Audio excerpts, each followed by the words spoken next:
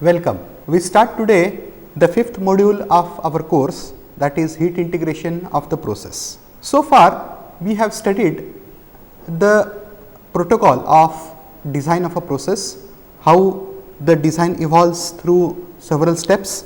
The hierarchy of decisions is first that we have to decide whether we have to go for batch process or continuous process. Then we have to decide the input output structure of the flow sheet, then the recycle structure of the flow sheet, then we have to design the separation processes, and finally is the heat integration of the process. Selection of the process and decisions on major processing steps, reactor, separators and recycle stream gives us the complete energy and material balance of the flow sheet. Okay. That is, if we talk of an onion type of design, the innermost layer of the onion is reactor design, then comes the separation systems, then comes the heat integration. So, the design is evolving from center to outside of that design onion, and then we are now at the outermost layer, that is heat integration of the process. But heat integration of the process requires all the data, okay, and now we have completed all the previous steps, we have that data. So, that is what we note, that final stage in the process design is the heat integration, for which heating and cooling duties on all process streams should be known. Then completing the design of the heat integration network is not necessary in order to assess the competent flow sheets. Okay. We are still at the conceptual design, means we are assessing the profitability of different flow sheets on pen and paper. Therefore, while shortlisting some of the best flow sheets, we do not have to design the entire heat exchanger network. We can identify the targets. So, the targets can be set for heat exchanger network to assess the performance of the complete design without actually carrying out the network design. These targets allow us to evaluate both energy and capital cost of heat exchanger. Okay. Moreover, the targets also allow the designer to suggest process changes for reactor, separation and recycle stream. Obviously, the goal is to minimize the energy requirement of the process as possible, because energy is costly. Whether we have to heat or whether we have to cool, we have to spend energy. So, the heat integration of the process means essentially utilizing the excess heat, surplus heat at one part of the process for meeting the demands at the second part of the process where the heat is in deficit. The use of targets for heat exchanger network rather than the complete design allow many design options for overall process to be screened quickly and conveniently. We shall see as how to identify the targets for heat exchanger network. After integrating or after recovering as much heat as possible within the process, some heat still needs to be supplied externally in the form of utilities such as steam or furnace or Dow therm liquid, so on and so forth. So, that is the heat requirement. Secondly, when all of the excess heat is absorbed in the process itself, the process streams which need to be cooled to room temperature or even below that, okay, those cause load on the cooling water requirement. So, that also can be taken as a heating load, because we have to circulate cooling water, then we have to operate cooling towers to restore the temperature of cooling water, so on and so forth. Okay. However, as I said that we do not have to, we are at a stage of screening of process alternatives and we do not have to go for a complete heat exchanger design. We have to only identify the targets. That means, we have to identify the minimum hot utility requirement and the minimum cold utility requirement. And now, let us see how we can do it. I am giving here an example. Okay. First of all, we have to go for composite curves. The analysis of heat exchanger network requires first the identification of sources of heat, hot streams and sinks of it, cold streams, from the material and energy balance. Now, consider the example that is appear on the screen now. Okay, we have one hot stream and one cold stream. The supply temperature of the cold stream is 40 degrees and the target temperature is 110 degrees, and heat that is available with this, the heat that needs to be supplied to this stream, this stream is 14 megawatts. And then we have another hot stream which is available at 160 degrees and the target temperature, it needs to be cooled to 40 degrees and it has minus 12 megawatt, that is minus indicates surplus, plus indicates deficit. Okay, so minus 12 megawatts of heat available. Now we have to absorb as much heat from hot stream into the cold stream as possible. Okay. How we can achieve that?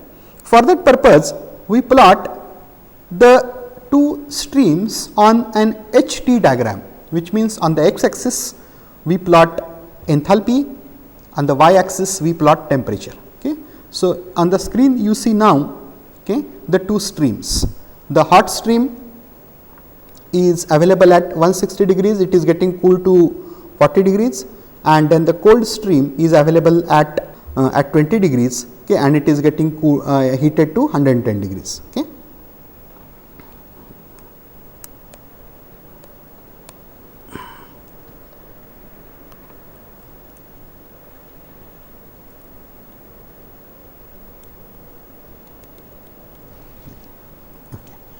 And let us see now how we can do it. Okay.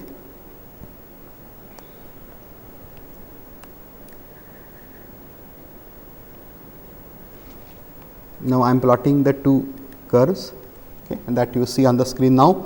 Below here you will see the same streams plotted in the form of flow sheet. Okay.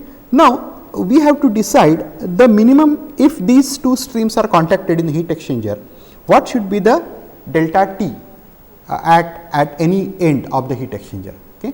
We know from basic heat exchanger theory that the area of the heat exchanger is proportional to inversely proportional to the overall heat transfer coefficient and the LMTD, the delta T. Okay. So, we have the relation Q is equal to UA delta T. So, A for a given heat duty Q, area of heat exchanger is Q divided by U into delta T. Okay.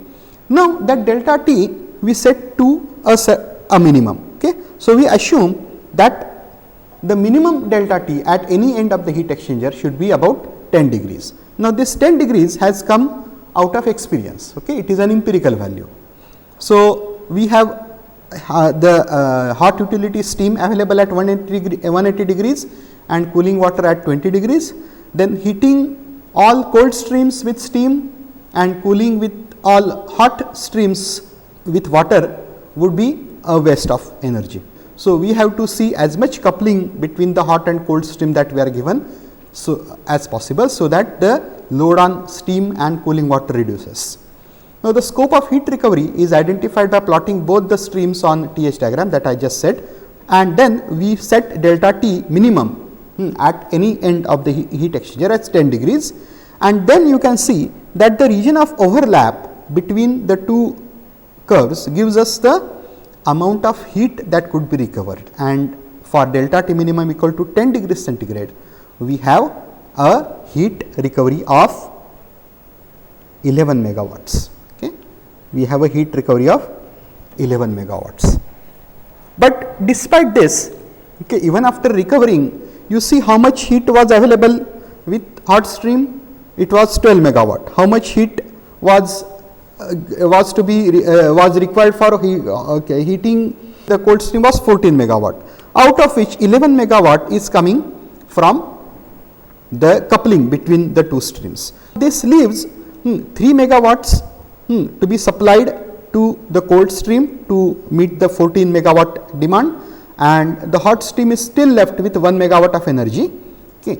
Now, these two energy requirements could be met with steam and cooling water, as I am showing here. The cold stream, after absorbing 11 megawatts from hot stream, is still left with 3 megawatt. So, that is supplied by steam. The cold stream, after taking the hot stream after giving 11 megawatts to the cold stream is still left with 1 megawatt, and that could be taken out using cooling water. Now, this delta T minimum was an empirical value, as I said. Okay. Now, how we can see the effect of this particular empirical parameter? Okay. Suppose we change the delta T minimum to 20 degrees. Now, how we can do that? This we can do by shifting the curves horizontally. Okay. We can change the enthalpy, Okay, we can change relative enthalpy by shifting the curves horizontally. Okay, and then in the second graph, which is now shown the right hand side of the screen, okay, we have delta T minimum is 20 degrees. Okay. Now, after you shift the cold curve on to right hand side, okay, that decreases the overlap between the two lines, okay, the two streams. Here the Q recovery or the heat that is recovered through the coupling of the two streams is reduced from 11 megawatt to 10 megawatt when we have delta T minimum equal to 20 degrees. Okay.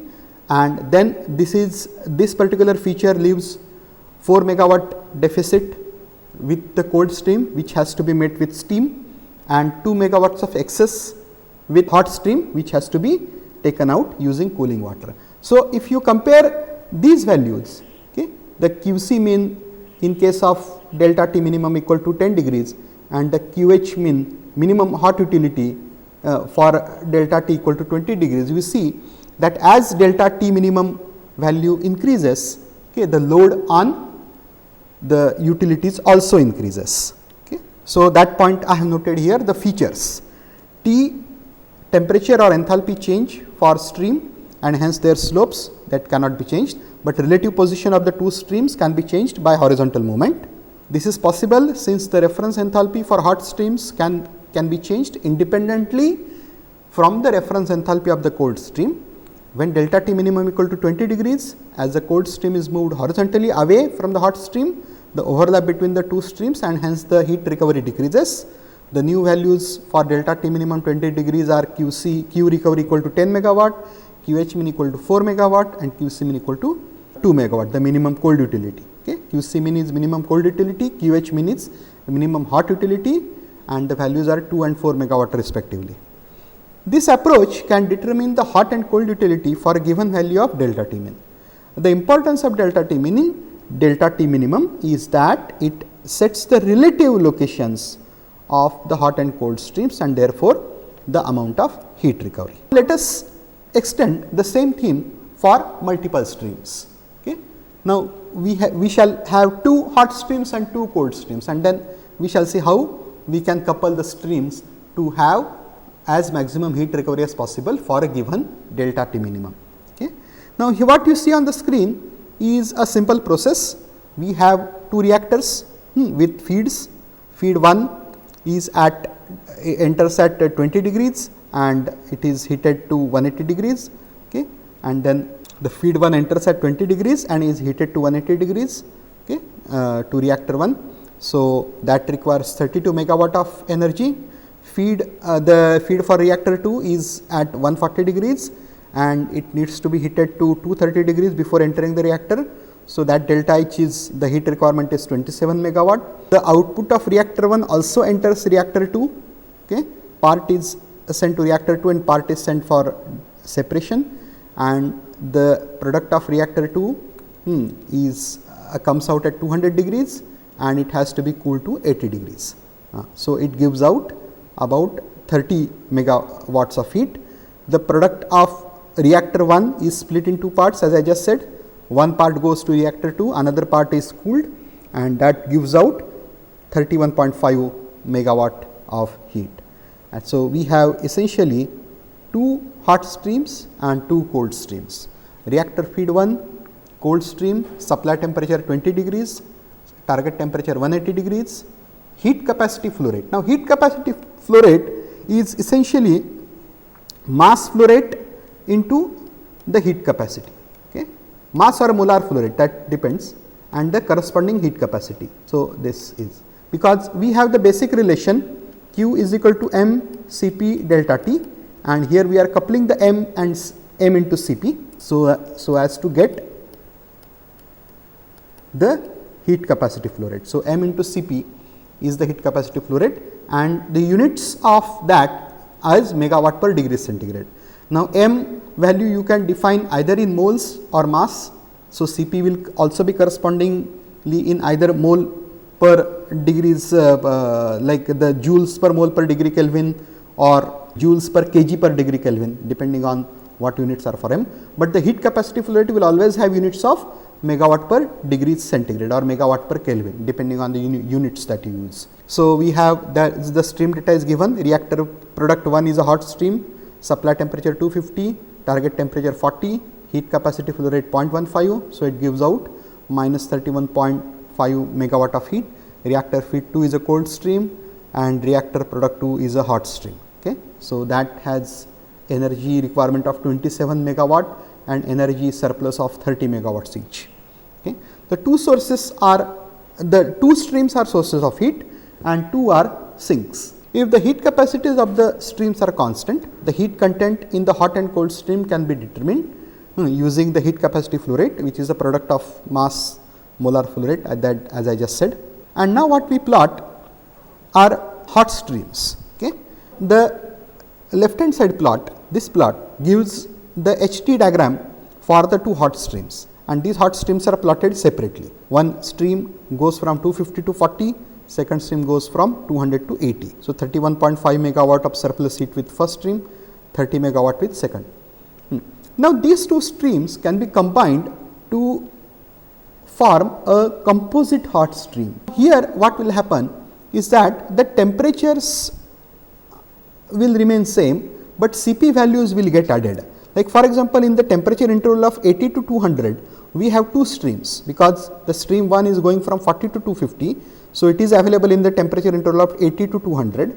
So, in this particular temperature interval, the two streams are available, so they add together and the total Cp for that is 0.4. Between 40 to 80 interval, temperature interval 40 to 80 degrees centigrade, we have Cp, the only one stream is Cp 0.15, and above 200 degrees again we have only the first stream. Okay. So, there Cp is 1.5, and then we can have a composite HT diagram which gives us the available heat in a particular temperature interval. For example, between 40 to 80 we have total 6 megawatts of heat available, between 80 to 200 we have 48 megawatts of heat available, and from 200 to 250 we have 7.5 megawatt of heat available. So, that adds up totally to 61.5 megawatt.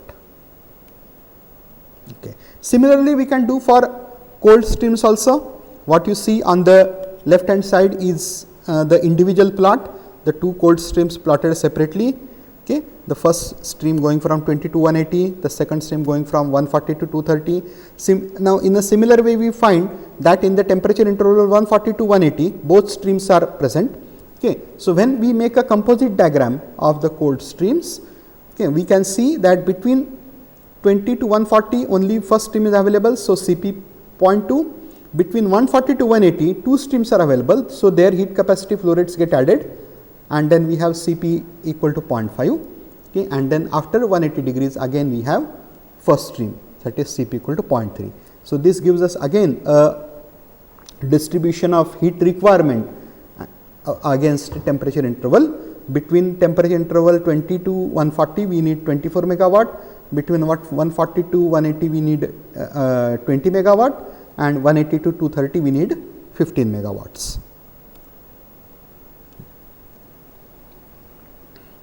So, the composite diagrams give us an overview of the process. Hot streams are okay. The overall behavior of the hot streams can be quantified by combining them together in the given temperature range. All these points which I just said I have noted in this slide. Okay. The temperature ranges in question are defined where an alteration occurs in overall rate of change of enthalpy with temperature. For constant heat capacities, alterations occur only when streams start or finish. Thus, the temperature axis is divided into ranges defined by supply and target temperature of the streams. Within each temperature range, the streams are combined to produce the composite hot streams. Okay. The Cp of composite hot stream is the sum of individual streams. In any temperature range, the enthalpy change of the two of the composite streams is the sum of individual streams. Okay. Now, what you see here is the two composite streams plotted together on the same diagram.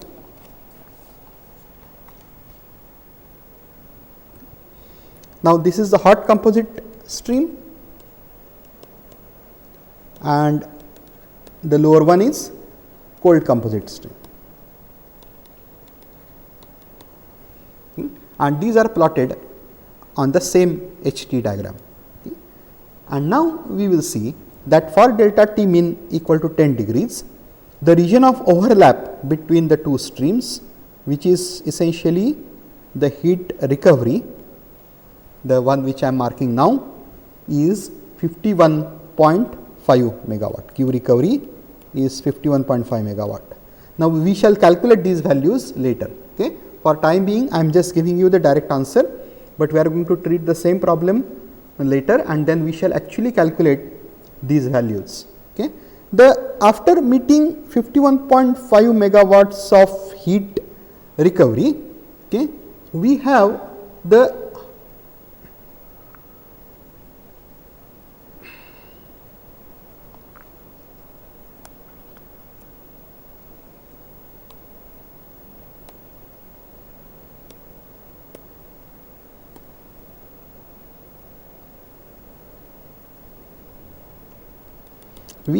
cold streams left with energy requirement of 7.5 megawatt, which I am marking now.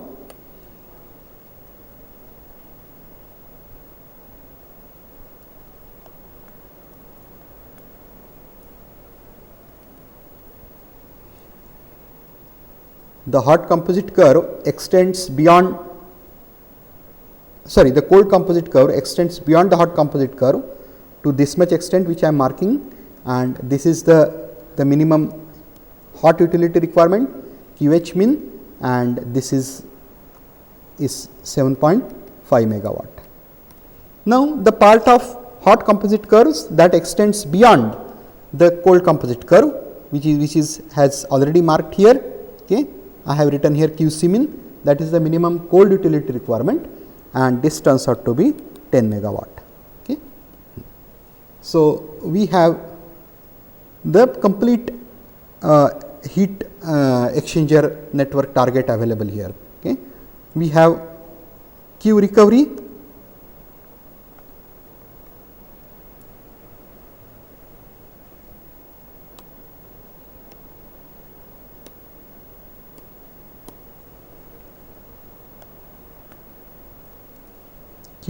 ranging in this range, the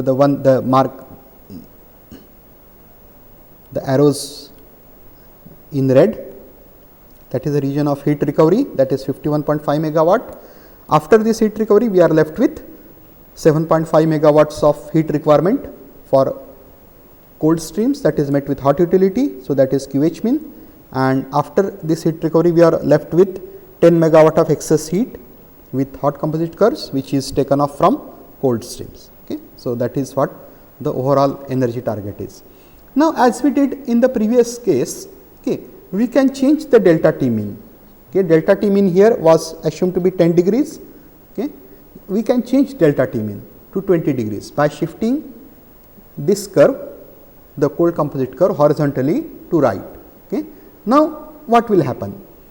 Obviously, the region of heat recovery will go down. The heat recovery is now only in this range, the one that is marked red. So, this is the region of heat recovery, Q recovery, which has now reduced. Okay. This region has reduced. Okay. And therefore, a lot of heat requirement is left out. Okay.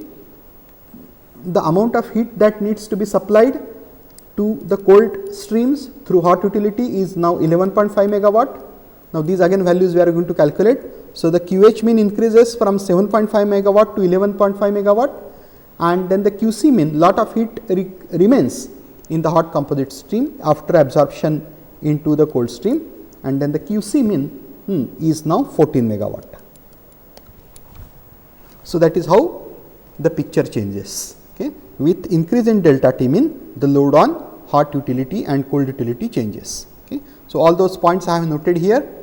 Okay.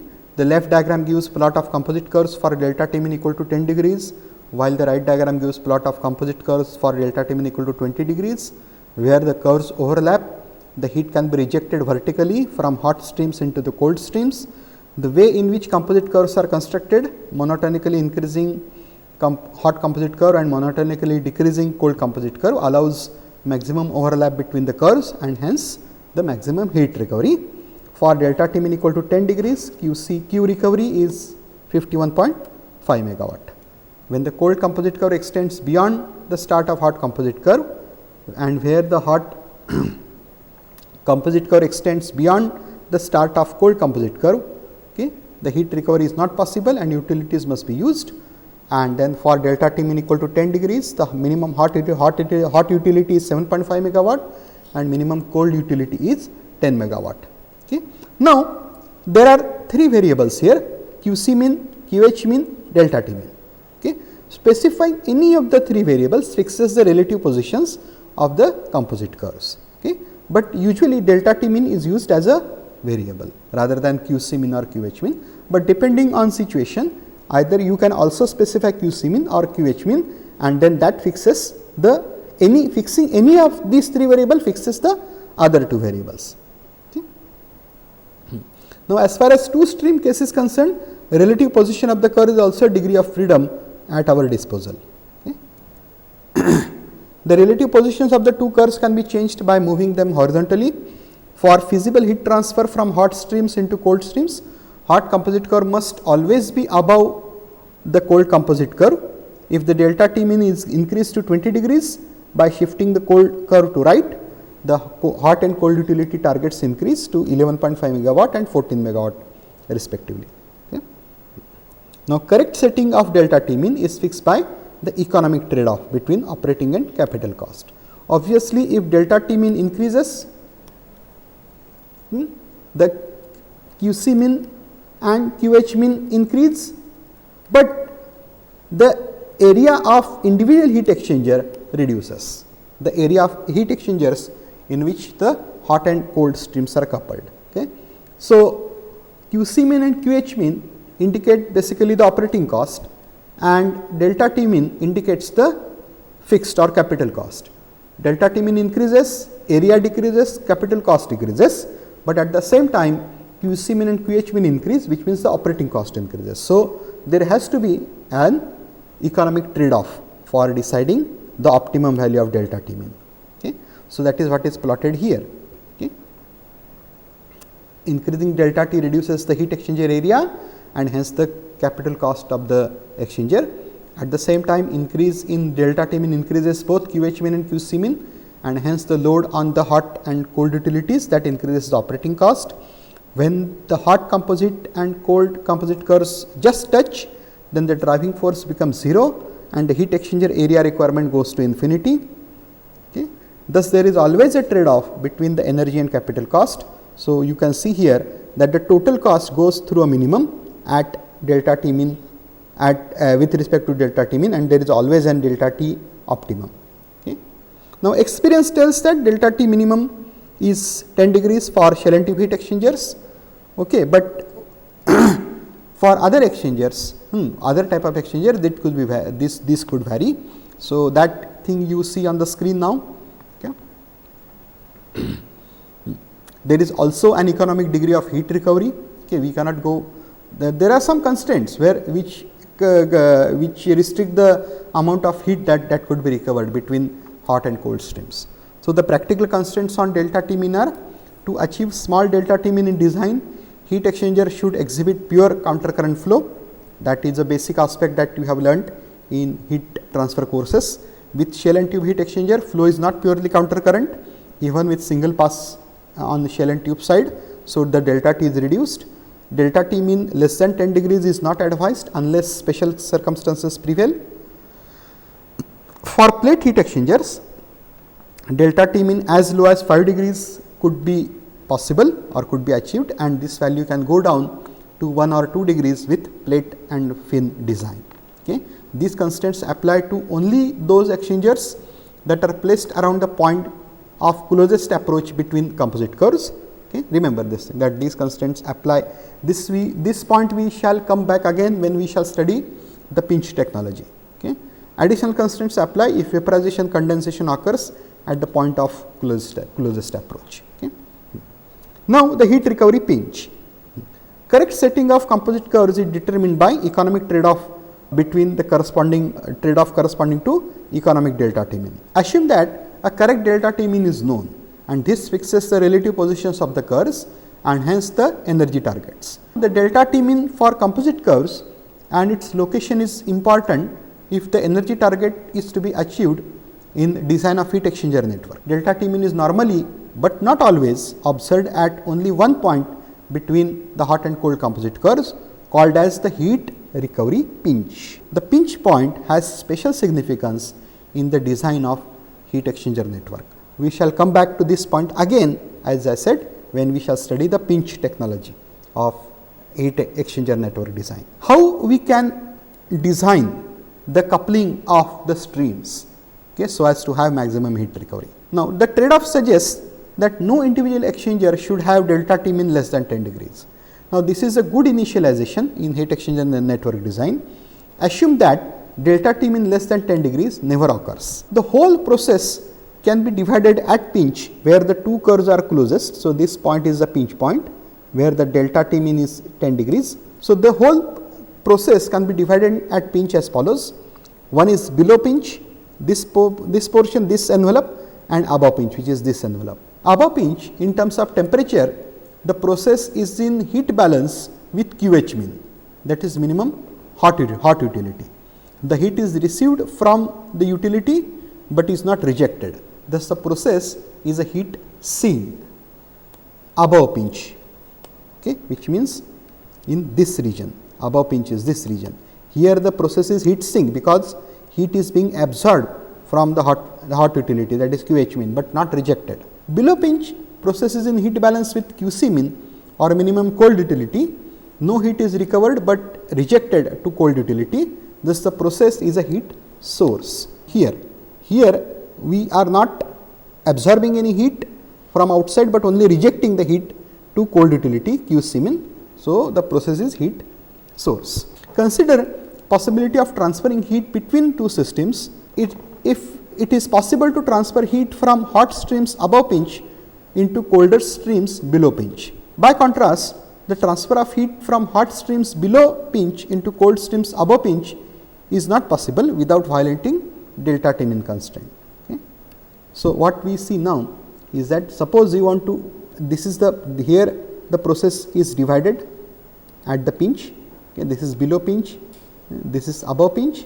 Okay. If you want to pass heat from the streams above pinch to stream means hot streams above pinch to cold streams below pinch, it is possible, okay, but above is not the reverse is not possible. Okay. You cannot pass the streams heat from hot streams below pinch to the cold streams above pinch. Why? Because as you go above pinch, here let us say pinch occurs at delta some T, okay, the temperature here increases and the temperature here decreases. Okay. So, the delta T mean constraint is violated as you go in a heat exchanger from one end to the another end. Okay.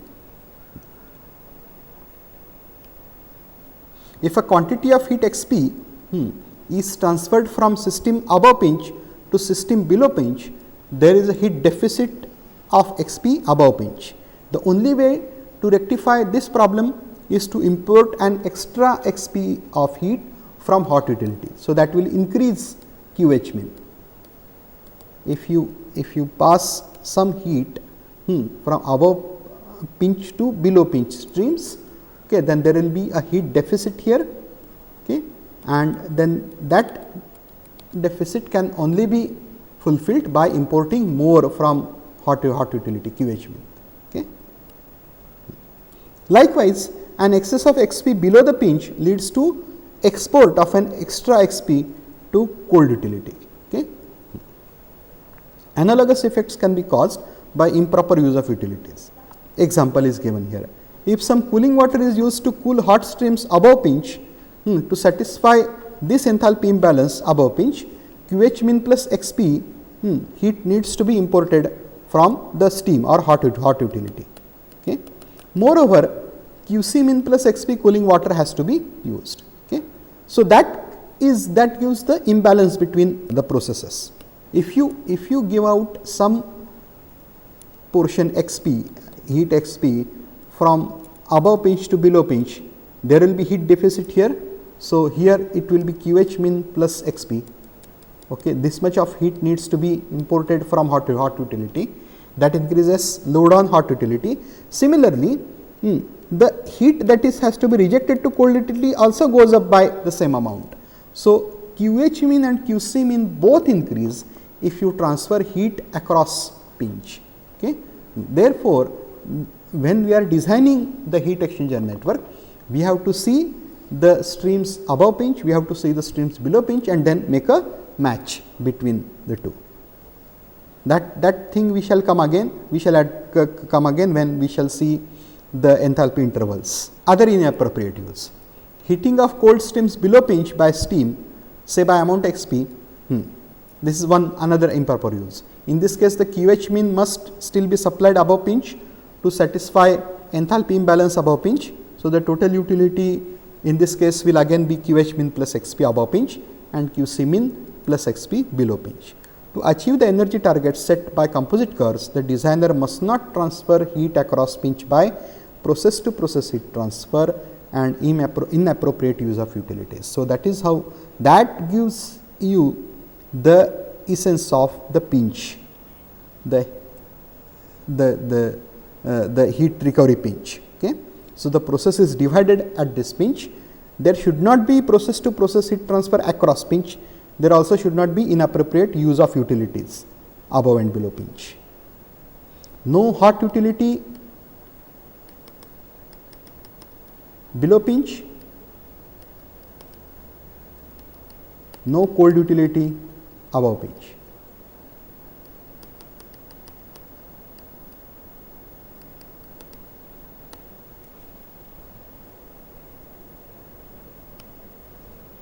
These rules are both necessary and sufficient to ensure that the energy target is achieved, provided the initialization rule is adhered to, that no individual heat exchanger operates on driving force less than delta T min. Okay. So, that completes the basic theory of the heat recovery principle. Okay. Now, let us see some special cases like threshold problems. Okay. Not all of the processes have a pinch dividing the process in parts. Okay. Consider the curve A in the figure that is shown on left hand side of the screen, okay, which is a constant coupled to 3 curves 1, 2 and 3. Okay. Now, A is a hot composite curve and we have only one stream, or let us say a single cold composite stream, okay, with constant slope, and that is shown in 3 parts. Now, as I said, you can move the cold composite stream horizontally, that will change the delta T min. Okay. Now, initially position 3. Now, in position 3 you have both you have QC min, okay, but not QH min. If you couple A with 1, okay, coupling A1, both steam and cooling water are required. As the lower curve moves closer to curve A, lower curve means the cold composite curve. As the cold composite curve moves closer to curve A, both steam and cooling water requirement decrease until the coupling A2 is achieved, like here A2 coupling, A2. Now, here you can see that QH min here becomes 0, because the target temperature of although the target temperature is different, the enthalpies are exactly matching. When you have coupling A2, okay, there is no hot utility requirement. Moving the curves closer decreases the cold utility demand at the colder end, but opens up for cold utility at hot end corresponding to decrease at the cold end. So, you require cold utility both above and below pinch. Okay. You can see here that once the curve goes to for A3 coupling, okay, after A3 coupling, even after the cold composite curve has absorbed all the heat, okay, there is still heat left with the hot composite curve. That becomes a load on the QC min. Moving the curve closer decreases cold utility demand at colder end, but opens up demand for cold utility at hot end, corresponding to decrease at the cold end. In other words, as the curves move closer beyond A2, the utility demand remains constant. Okay. So, that is how is shown in this figure. Okay. This is for case 1, case 2, case 3, okay, to the 3 positions. As you go beyond 3 position, there is no hot utility, but the cold utility demand goes up. So, here the hot stream between this temperature and this temperature, okay, the hot streams have to be cooled using cold utility. That is very strange that you are using cold utility above pinch, because I just said that you cannot use cold utility above pinch, but in this particular case you have to use because of the constraint of the cold composite curve. Setting A2 marks a threshold, and the problem exhibiting this feature are known as threshold problems. In some problems, hot utility requirement disappears, in some cases the cold utility requirement disappears. So, what I have plotted here is the cost. Okay. The energy cost decreases as delta T min decreases, as the second curve moves closer to the curve A, okay. And then after delta T threshold, it remains constant, but the capital cost keeps on increasing. Okay. As delta T min decreases, the capital cost keeps on increasing. So, somewhere you have an optimum. Whether the optimum delta T will be at delta T threshold, that depends on particular case. Like for example, in this case, in case A, the T optimum and T threshold are same, but in certain cases they may not be same. Like the total cost may show least at some T optimum, but the threshold shows the energy requirement becomes constant after certain delta T threshold. Okay. So, in case B, the T optimum, delta T optimum as per the cost is not same as delta T threshold, but in some cases it is. Okay.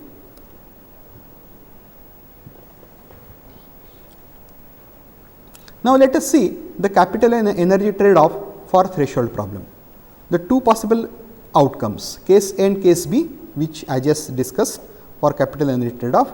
Below threshold delta T min, utility demand and energy cost are constant. Graph A shows this situation. Here the optimum occurs at threshold delta T min. In the second case, the same optimum occurs above threshold delta T min. The flat profile of energy cost below threshold delta T min means that optimum can never occur below threshold value. It can occur only at or above the threshold value. Now, in case A, where the optimal delta T min is at threshold, there is no pinch. On the other hand, for case B, with optimum value above threshold value, there is demand for both utilities, and there is a pinch. Now, threshold problems are quite common, and in this case, okay, we can introduce a pinch, although when we actually plot the process curves, we observe no pinch, but we can introduce a pinch by addition of utilities. Like for example, okay, which case A, which we have shown, the hot composite curve remains the same. For the cold composite curve, okay, we divide it in two parts, the first part, and then here we shall have intermediate, we shall have steam generation, okay, and then we have the cold utility. Okay. So, that generates a pinch. Another, this is so like utility addition on cold composite curve. In some cases, like here, we are not steam generation means we are using steam here to keep to heat up the cold stream in between. Okay. In some cases, okay, you can use the steam generation. Okay. So, this is steam supply. Okay. Here we have steam generation, HP steam generation. Okay. Now, here what will happen? Before coupling the hot stream to the cold stream, we shall first use it for high pressure steam generation to reduce the enthalpy, okay, at constant temperature, and then in certain portion we shall couple. Okay, then here we introduce the pinch. and thereafter again we have low pressure steam generation after taking of certain heat, and then again we shall couple to the cold composite stream. Okay. So, these are the actual heat recovery areas. Okay. So, these are the Q recovery areas.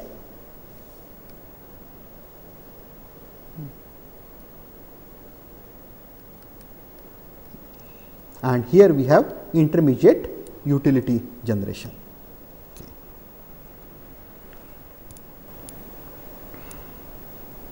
So, these points I have noted, which I just discussed. Case A shows the composite curves, but with 2 levels of utility instead of 1. The second cold utility is steam generation. Okay. Introduction of second utility causes a pinch known as utility pinch. Okay. Then case B shows composite curves with 2 levels of steam. Introduction of the second steam level causes a utility pinch. Same rules must be obeyed around utility pinch as around the process pinch. The heat should not be transferred across the pinch by process to process heat transfer, and there should not be an inappropriate use of utilities. Okay. This means that in case A, the only utility is to be used above utility pinch is the steam generation, okay, and cooling water below. In case B, the only utility is to be used above pinch is the high pressure steam generation and the only low pressure steam. So, that completes the basic discussion on principles of heat integration. In the next lecture, we shall see as how we can determine the minimum hot and cold utility requirement for a particular process using problem table algorithm, and then we shall also see some practical constraints on the amount of heat that is recovered.